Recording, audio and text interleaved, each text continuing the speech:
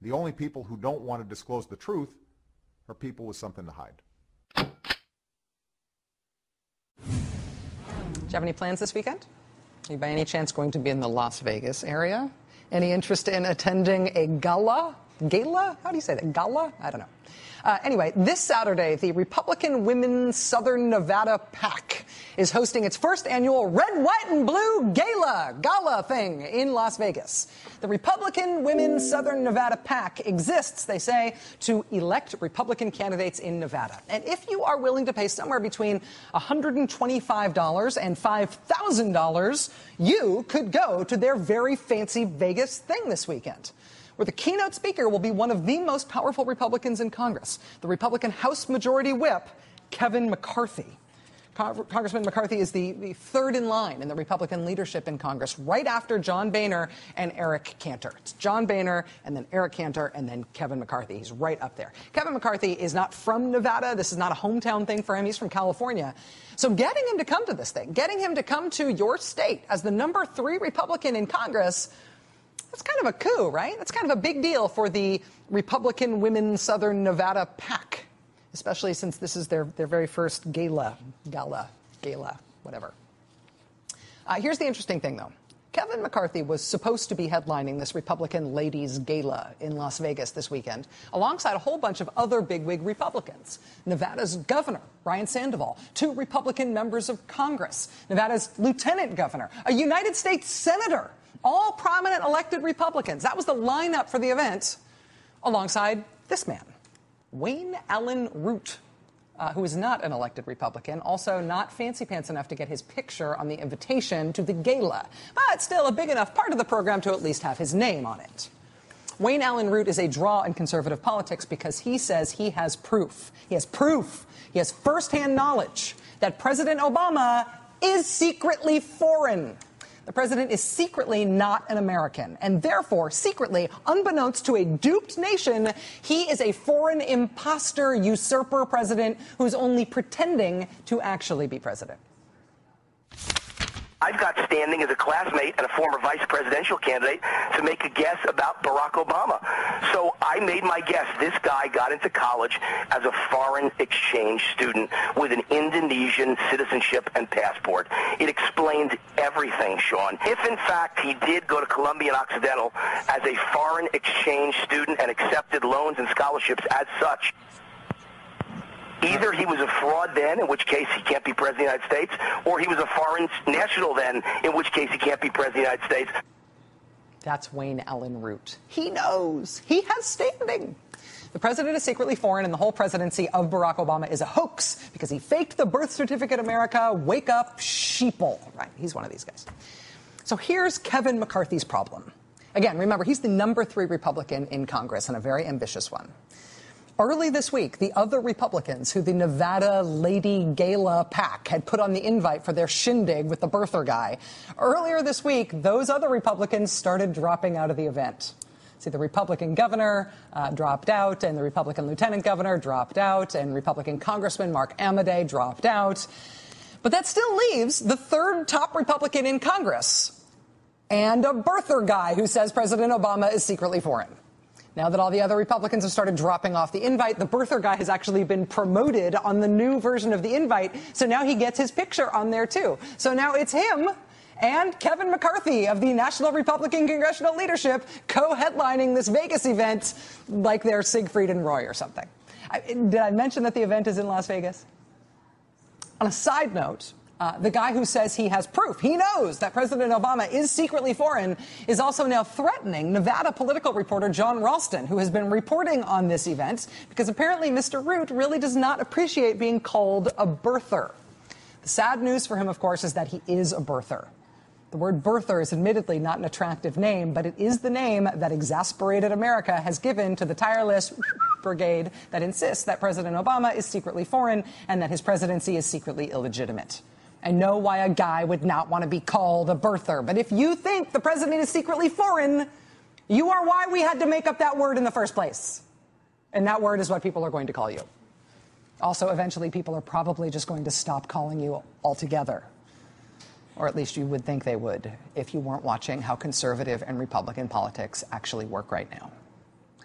But anyway, that is happening in Las Vegas this weekend. And if that particular blend of Republican congressional leadership and the President Obama's secretly foreign conspiracy theory, if that particular blend of that combination is not your thing in Las Vegas this weekend, you do have other options.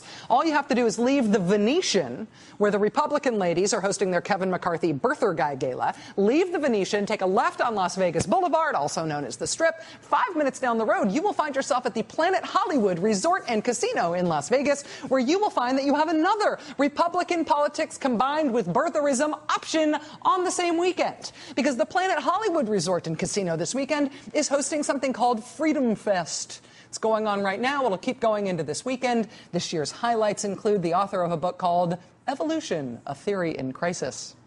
There's also the obligatory, is the United Nations becoming our master confab? Our pal from down the block, the President Obama's secretly foreign guy, will be doing his shtick again. And you can add in a keynote speech by the guy so handsome, he makes you remember there's an O in the word mustachioed. Joseph Farah from WorldNet Daily, your home for the most trusted reference material on how President Obama is a gay Muslim murderer. And obviously foreign. Publisher of all the birther books, author of the foreword to the book, Where's the Birth Certificate? He will be the keynote speaker at this libertarian/Republican conference this weekend, and he will be doing that keynote speech alongside Senator Rand Paul. Senator Rand Paul with the birther guy, both keynoting Freedom Fest in Las Vegas, down the block from the other big Republican event in Las Vegas this weekend, which also includes prominent Republican members of Congress, including the third-ranking Republican in all of Congress and a sitting United States senator. At least Senator Dean Heller, though, doesn't drag with him to this birther event in Vegas this weekend the baggage that Senator Rand Paul drags to his birther event in Las Vegas this weekend. Senator Rand Paul has spent the last 48 hours explaining to the press that he is not dropping his Senate staffer, who likes to be known as the Southern Avenger, who made himself famous as the Southern Avenger by wearing a Confederate flag wrestling mask and by writing commentaries about how Americans aren't wrong to deplore the millions of Mexicans coming here. A non-white majority America would simply cease to be America for reasons that are as numerous as they are obvious. He also says, quote, "It's a shame that just because we have fair skin, we are always denied fair treatment." Senator Rand Paul told Howard Feineman at the Huffington Post today that his Southern Avenger staffer's earlier work was just a form of youthful showmanship. The senator asks rhetorically, quote, "Are we at a point where nobody can have had a youth? Can a guy not have a youth and stuff?" Youth and stuff. For the record, the Southern Avenger guy who Rand Paul hired to write his book for him in 2010 and then to become part of his Senate office thereafter, the Southern Avenger is 39 years old. In 2009, he was 35 years old, still going by the title The Southern Avenger, and still writing about how the Confederacy needed to rise again and secede from the nation. And then within a year of that, Rand Paul had him on staff on the payroll writing Rand Paul's book. And now that Rand Paul is getting asked about it, Senator Paul says the whole secessionist neo-Confederacy thing, that was a youthful indiscretion, which this 39-year-old put down months before Rand Paul hired him. But that's apparently all you have to say.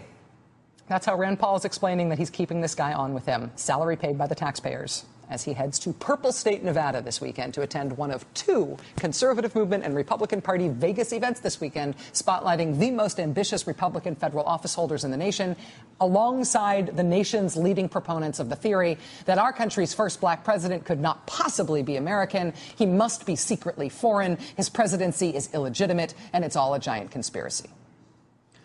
When Republicans talk to each other about how to spend their time, especially in states like Nevada, where elections have been pretty close, where Republicans conceivably could have a shot at being competitive in a national race if they could figure out a way to broaden their appeal, when Republicans talk about these things, do they ever talk about how stuff like they're doing this weekend in Las Vegas might interfere with the whole broadening the party's appeal thing? Do you guys ever talk about Joseph Farah being at your events? Does that ever come up? If, in fact, he did go to Columbia and Occidental as a foreign exchange student and accepted loans and scholarships as such, Either he was a fraud then, in which case he can't be president of the United States, or he was a foreign national then, in which case he can't be president of the United States. That is birther Wayne Allyn Root, who is a person who is headlining a Republican gala in Las Vegas this weekend alongside the number 3 Republican in the House, Congressman Kevin McCarthy, and Nevada's U.S. Senator Dean Heller. Who tells these guys to do things like this? And do they think it helps them somehow in a great state like Nevada? Joining us now for the interview is Nevada Republican Steve Schmidt, political strategist, former senior strategist to the 2008 McCain-Palin campaign. Steve, thank you very much for being here. Great to be here. Do you think it's a scheduling error? People just don't understand? Well, look, there's a magical upside that I don't see. No, I mean, look, Dean Heller should know who this nut is, and therefore he shouldn't be attending. I think Kevin McCarthy probably had no idea who he was. He's not from the state. And Kevin McCarthy should cancel the appearance. Look, there's a case study in Nevada. Nevada is one of the states where Republicans have given up 5 U.S. Senate seats over the last 2 cycles. In Nevada, it was Sharon Angle. We nominate these kooky people, and we lose general elections. It's extraordinary when you consider the 5 U.S. Senate seats the Republicans have given up. And clearly, the lesson hasn't been learned yet. There should be a total dissociation with the nuts that are associated with the party here. I had a conversation with our mutual friend Nicole Wallace earlier this week about the Rand Paul thing and about how this, I mean, legitimately, literally neo-Confederate presence in the Senate staff of Rand Paul is a complication for Republican politics, particularly as he gets to be a more and more high-profile figure. Yeah. What's the self-policing? How does the self-policing work on the ground? Or how ought to it work, since it's not working, in order to keep the sort of birtherism and the neo-Confederates and all of these other fringe figures away from people who want to see themselves as having a future in Republican politics? Look, I think Rand Paul's a very interesting figure, and I think he's going to be a major influence, and I've said so for a long time, in the next nomination fight. He's clearly running for president. Self-awareness, though, is an underappreciated virtue in a presidential campaign. And when you look at Rand Paul here, you see a lack of judgment. You see a lack of ruthlessness that's required to run for president, to toss dead weight overboard. And you see a lack of discernment. I mean, would this guy in a prospective Rand Paul administration be down the hall from the Oval Office? The views are deplorable. It's not a youthful indiscretion. And what Rand Paul has to understand is that his chief strategic imperative in the race is to dekookify himself from his dad's shadow. And he's not doing that. He's going in the wrong direction. And so when you associate with these kooks, you will take on the patina of a kook. And Rand Paul, if he goes down the kooky route, as opposed to trying to moderate himself, he's not going to be a credible candidate for president in the Republican nomination process. He just won't. Even independent of any of these individual politicians, the dekookification process is one that's really important to the country. Right, because absolutely the Democrats need to dekookify when it comes up there. The Republicans need to dekookify frequently, but it seems like that process is broken. This was one of the great services that William F. Buckley provided to the conservative movement in the country, which was historically separating the wackos from the serious, intellectually serious conservatives. Conservatism is a serious governing philosophy. You and I have our disagreements in politics, and I would make the argument that in our country, a 2-party system, we need this tension. We need 2 intellectually serious political philosophies that compete against each other. I agree wholeheartedly. We disagree on a policy perspective, but what everybody should agree on is that there's no place for the kooks at the table. And this is nutty stuff. This birther nut, who has for years been trying to delegitimize the President of the United States, sowing that poison into the body politic, no serious leader of the Republican Party should be comfortable getting up on the stage with these people. And yet it happens over and over and over again, even years after the last election. And the Republican Party has paid a heavy price for it over the last 2 years. Steve Schmidt, Republican political strategist, certified Nevadan. It's great to have you here, Steve. Thanks a lot. Good to be here. Thank you. All right, stay with us. I have to tell you the thing that you have to know about tomorrow's news. And so get your little calendar thing out, and that's next. The only people who don't want to disclose the truth are people with something to hide.